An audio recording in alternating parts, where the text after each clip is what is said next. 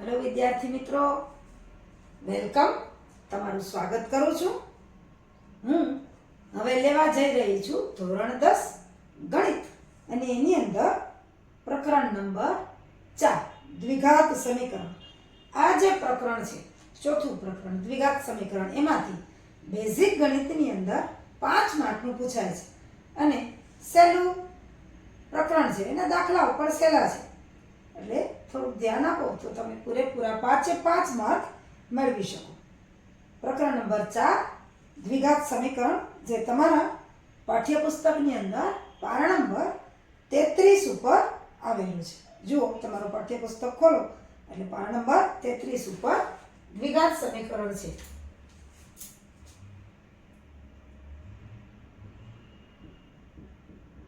પ્રકરણ 4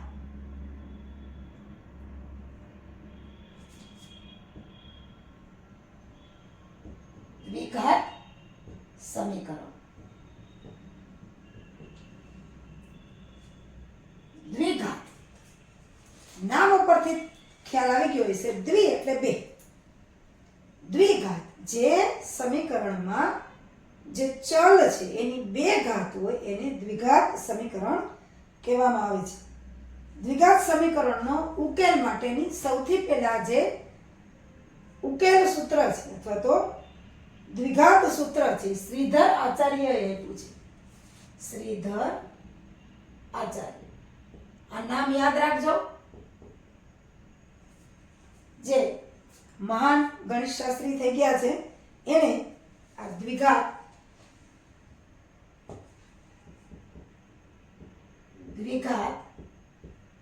સમીકરણ ના ઉકેલ માટેનું દ્વિઘાત સૂત્ર આપેલ છે. શ્રીધર આચાર્ય આ નામ, જે તમારો એ વિભાગ હોય છે જેમાં એક માર્કના ટૂંકા પ્રશ્ન હોય છે, એની અંદર આ પ્રશ્ન વારંવાર પૂછાયેલો છે કે સૌથી પહેલા બ્રહ્મગુપ્તે આપ્યું, પણ પછી વ્યવસ્થિત જે સૂત્ર છે જેને દ્વિઘાત સૂત્ર કહેવામાં આવે, શ્રીધર આચાર્યએ આપેલું છે. ત્યાર પછી તો ઘણા બધા ગણિત શાસ્ત્રીઓ છે, એણે આમાં પોતાનો ફાળો આપ્યો છે. હવે દ્વિઘાત સમીકરણ જે છે એના ઉકેલ માટે દ્વિઘાત સમીકરણ છે એનું વ્યાપક સૂત્ર અથવા તો પ્રમાણિત સ્વરૂપ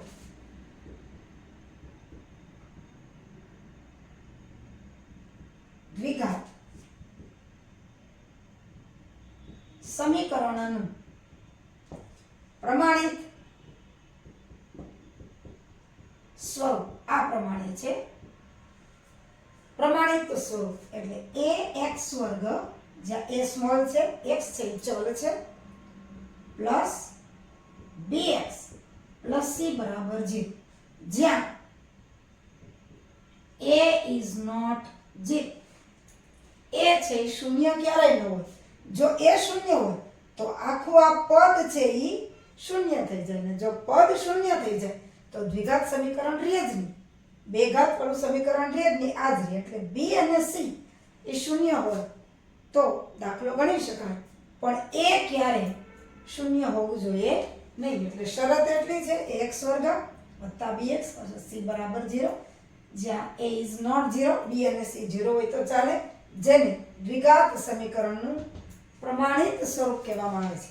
એટલે કે x વર્ગ જે હોય એનો સહગુણક a છે, x નો સહગુણક b છે, અને x ની 0 ઘાત એટલે કે ચલ છે જ નહીં, જ્યાં અચળ એટલે કે અચલ પદ હોય એની કિંમત છે, એને આપણે c કહેવામાં આવે છે. આપણે જે દાખલા ગણશું એમાં આ સૂત્રનો ઉપયોગ વારંવાર થશે. હવે જુઓ, આ જે પ્રમાણિત સ્વરૂપ છે એ પાકું કરી લેવાનું. x વર્ગ plus bx plus c equal to 0, જે પ્રમાણિત સ્વરૂપ અથવા તો વ્યાપક સ્વરૂપ કહેવામાં આવે છે. હવે સૌથી પહેલા આપણે ઉદાહરણ છે એ તમે કરી લેજો, ગણેલા જ છે. ન આવડે તો મને કહેજો એટલે હું પાછા કરાવી દઈશ. આપણે લઈએ છીએ સ્વાધ્યાય 4.1, જે તમારા પાઠ્યપુસ્તકમાં પાના નંબર 36 ઉપર આવેલું છે. સ્વાધ્યાય 4.1.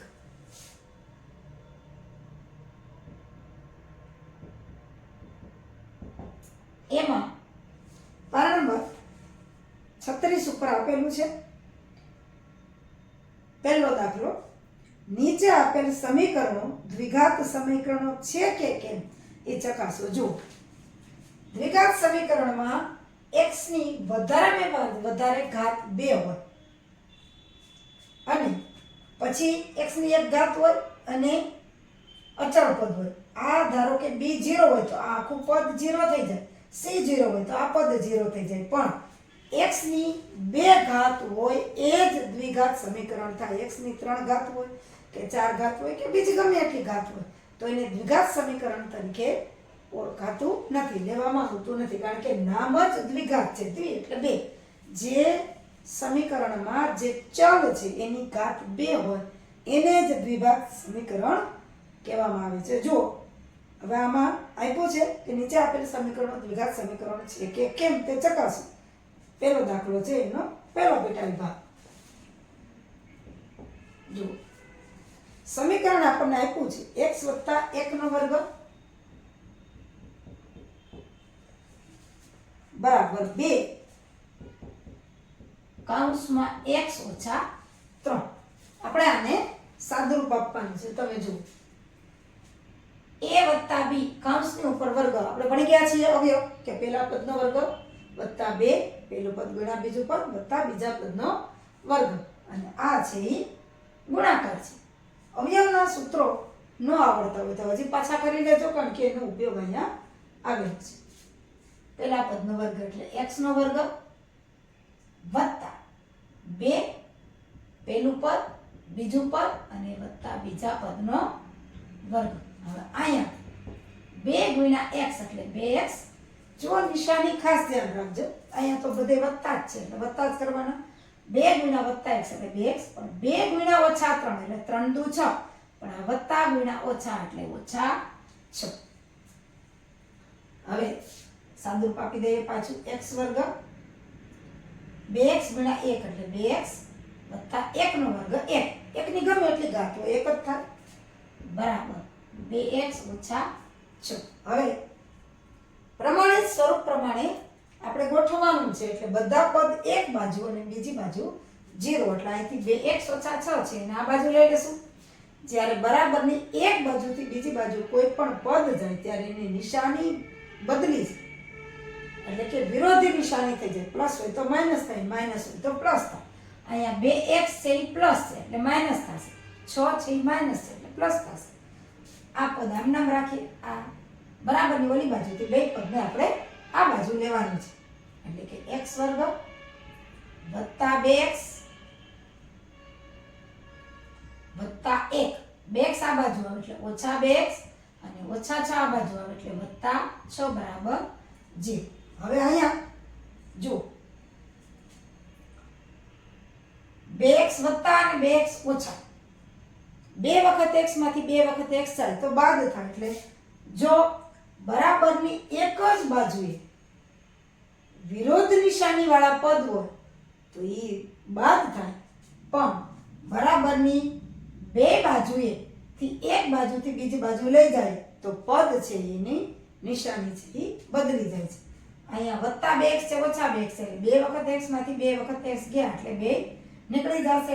x વર્ગ વત્તા 1 વત્તા 6 બરાબર 0. આપણે આંકડો જેમ બને એમ સાદુરૂપ આપવાનું છે. આંકડા છે ને પણ સાદુરૂપ આપીએ કે x વર્ગ 6 ને 1 7 બરાબર 0. હવે આમાં જુઓ આ પ્રમાણિત સ્વરૂપ છે x વર્ગ વત્તા 2x વત્તા c બરાબર 0. એટલે આ સમીકરણ ax આપણે લખીએ પહેલા આ સમીકરણ ax વર્ગ વત્તા bx વત્તા c બરાબર 0 ના પ્રમાણનું છે. કારણ કે બે ઘાત છે, જ્યાં a બરાબર એ શું છે તો કે x વર્ગનો સહગુણક. x વર્ગનો સહગુણક કાંઈ નથી એટલે 0 નથી પણ કાંઈ નથી એટલે 1. સામાન્ય રીતે કોઈ પણ સંખ્યાને આપણે 1 વડે ગુણીએ તો એની સંખ્યા આવે છે. x વર્ગના સહગુણકમાં કાંઈ નથી એટલે કહેવાનું 1. b છે x વાળું પદ જ નથી એટલે b બરાબર 0 છે. અને c છે બરાબર 7 છે. એટલે આપણને કીધું હતું કે દ્વિઘાત સમીકરણો છે કે કેમ તે ચકાસો. તો આપેલ સમીકરણ આપણે લખીએ જવાબ છેલ્લે. આપેલ સમીકરણ દ્વિઘાત સમીકરણ છે. આપણને આ જે સમીકરણ આપ્યું હતું એ દ્વિઘાત સમીકરણ છે.